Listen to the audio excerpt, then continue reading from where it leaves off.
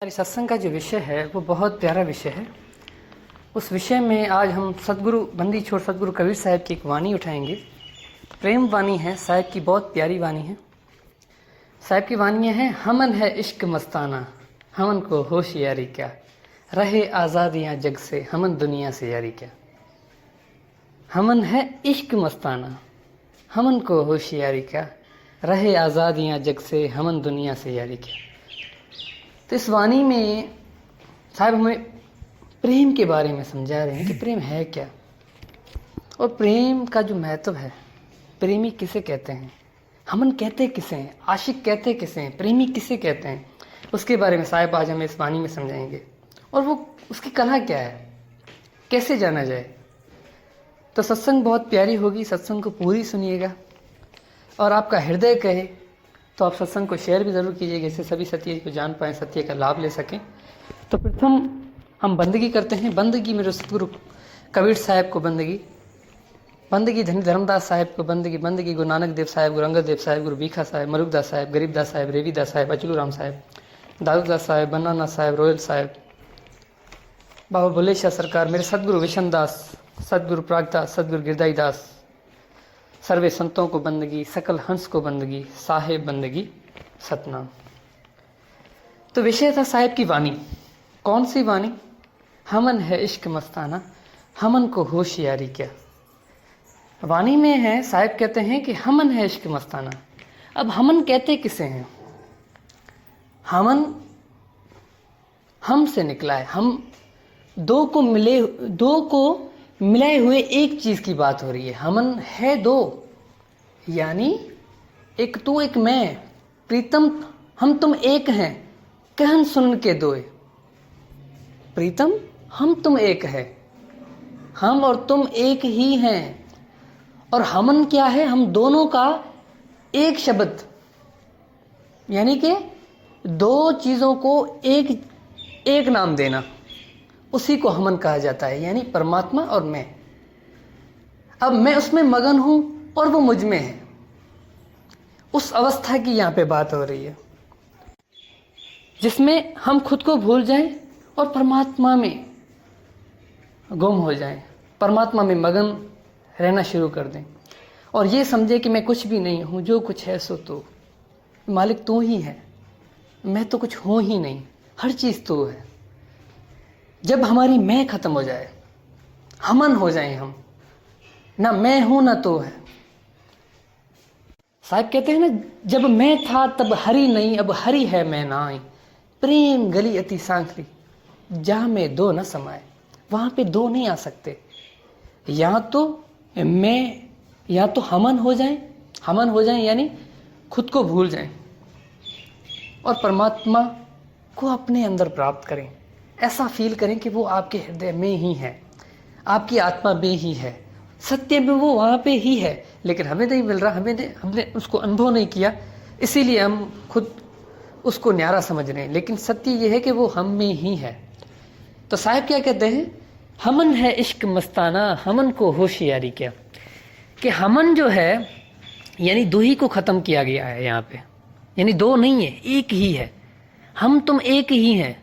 हमन मैंने बता दिया कि दोनों का मिल जाना और एक ही हो जाना, एक रस हो जाना। सुरत और शब्द मिल जाए और सिर्फ शब्द ही हो जाए, सुरत खत्म हो जाए। जैसे नदी अगर सागर में मिल जाए तो सागर ही हो जाए, नदी खुद को भूल जाए कि मैं नदी हूं। इसी प्रकार से यहाँ पे बात हो रही, हमन है इश्क मस्ताना।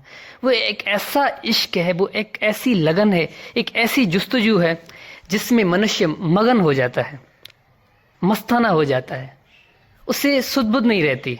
हमन को होशियारी क्या। जो हमन होता है, जो उस मालिक में लगा हुआ होता है, जिसकी प्रीति, जिसकी सुरत, जिसकी आत्मा उसमें मगन हो जाती है, उसको कोई होशियारी यानी वो जागृत नहीं होता। अब जागृत का यानी अर्थ क्या? उसकी सुरत संसार में नहीं फंसी होती, उसकी सुरत हर वक्त उस मालिक में लगी हुई होती है। तो वहां पे यहाँ पे उसकी बात साहब कर रहे हैं कि हमन को होशियारी क्या। आगे साहब कहते हैं, रहे आजाद या जग से, हमन दुनिया से यारी क्या।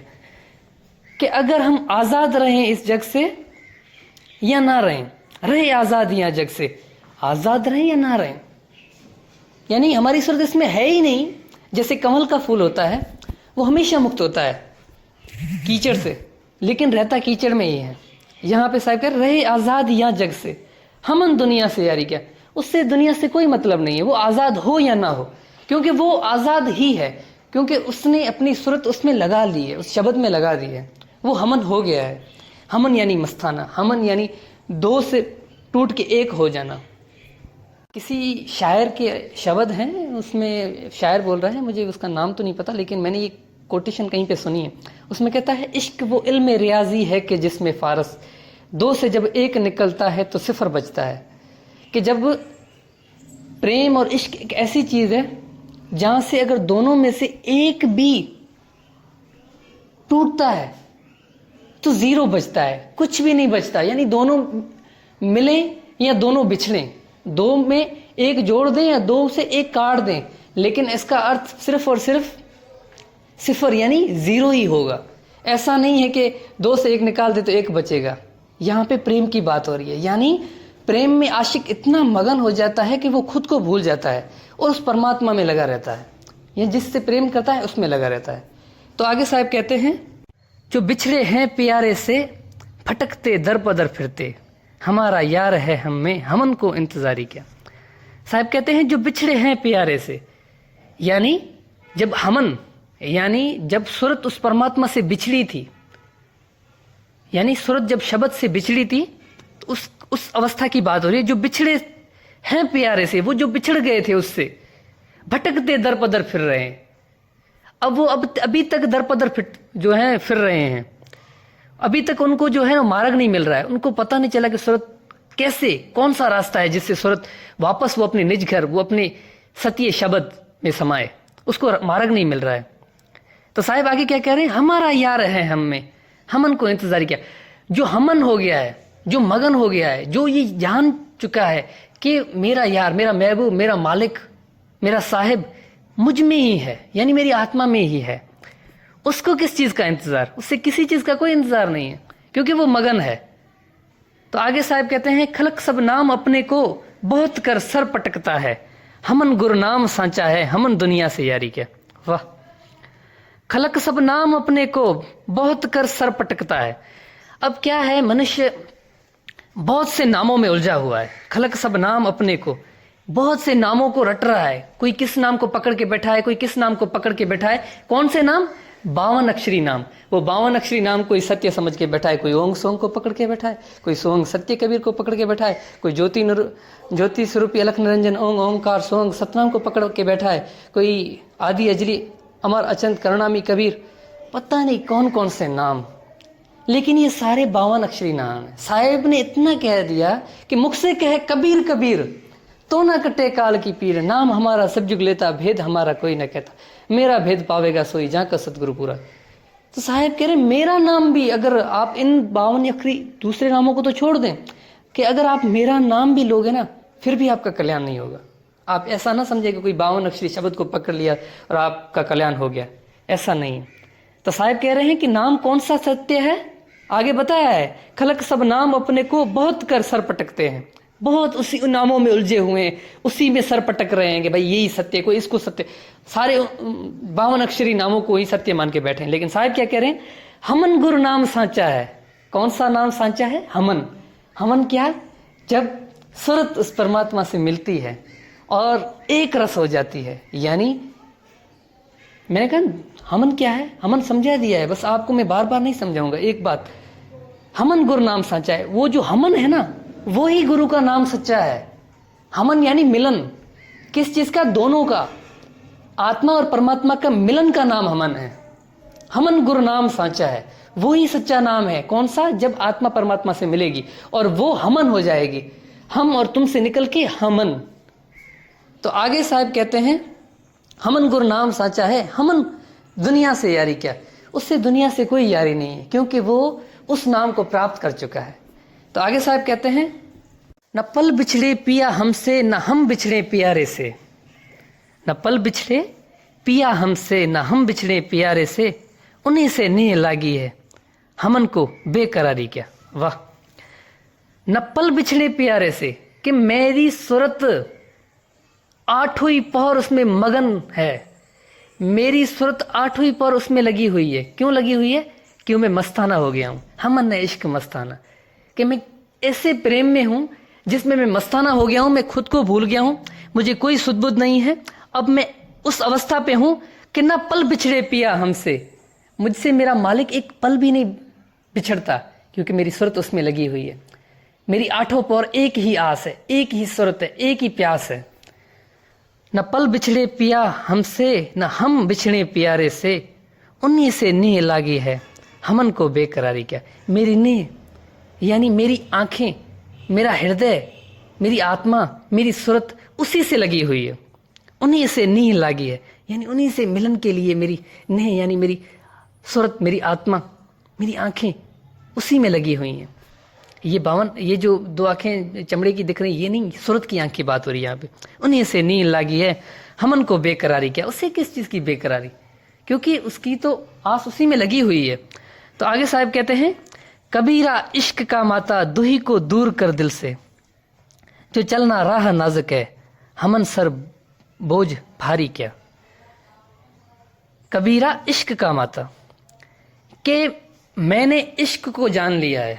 साहिब कह रहे हैं कबीरा इश्क का माता, उस इश्क को जानने वाला, इश्क को समझने वाला और उस इश्क को प्राप्त करने वाला हूं मैं उसको मात देने वाला हूं, मैं उसको समझने वाला हूं, मैं उसको जानने वाला हूं, मैं उसमें मगन रहने वाला हूं। दुही को दूर कर दे दिल से। और मैंने क्या जाना कि दुही को दूर कर दे।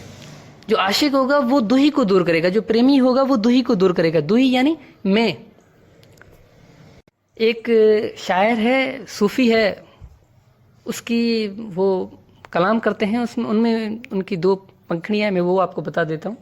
उनमें कहते हैं वो, जो दो नैन तेरे दो नैन मेरे, जब मिले तो दो से एक हुए। यानी कि जब दो नैन उसके जिससे उसका प्रेम है और दो नैन उसके अपने, जब दोनों मिले तो दो से एक हुए। यानी वो पहले तो चार थे लेकिन वो दोनों एक ही हो गए हैं। ये उस अवस्था की साहिब यहाँ पे बात कर रहे हैं। कबीरा इश्क का माता दुही को दूर, दुही यानी दो को खत्म करना है, एक ही हो जाना है। या तो परमात्मा है या तो मैं हूं, लेकिन प्रेम के मार्ग में मैं नहीं होती, तू होता है, मालिक तू ही है सब कुछ। तो आगे साहब कहते हैं, जो चलना राह नाजुक है हमन सर बोझ भारी क्या। कि उस राह पे चलना जो है वो बहुत नाजुक है, इतनी नाजुक है कि हर किसी के बस की बात नहीं है नाजुक, बहुत नरम है। साहिब की साखी साहिब कहते हैं, कबीर का घर शिखर पर जहां सलेली गेल, पाँव न टिके पपील के और पंडित लावे बेल। एक पपील, एक चींटी की पाँव वहां पे नहीं टिक रहे हैं और पंडित वहां पे बेल भर के ला रहे हैं, यानी शास्त्र, यानी कि ज्ञानों का अंबार लेके आ रहे हैं और बोल रहे हैं कि मुझे साहिब के पास जाना है। नहीं मेरे भाई, तो यहाँ पे साहिब क्या बोल रहे हैं, जो चलना राह नाजुक है, वहां पे वो इतनी नाजुक राह है, इतनी नाजुक है कि वहां पे शरीर नहीं चल सकता, वहां पे आपका ज्ञान नहीं चल सकता, वहां पे ये 52 अक्षरी शब्द नहीं चल सकते। क्या चल सकती है? सिर्फ और सिर्फ सूरत। वो चलना राह नाजुक है हमन सर बोझ भारी क्या। हमन पे किसी सर उसके ऊपर कोई बोझ नहीं रखना, बस हमन खुद में मगन है और उस पर कोई बार नहीं है, कोई बोझ नहीं है और उस पर कोई बोझ रखना भी नहीं है। तो यही आज की वाणी थी, यही वाणी में जो साहिब हमें सार समझा रहे थे, तो आपको समझ में आ गया होगा। तो बस आज के लिए बस इतना ही। अगली सत्संग हम बहुत जल्द करेंगे। साहिब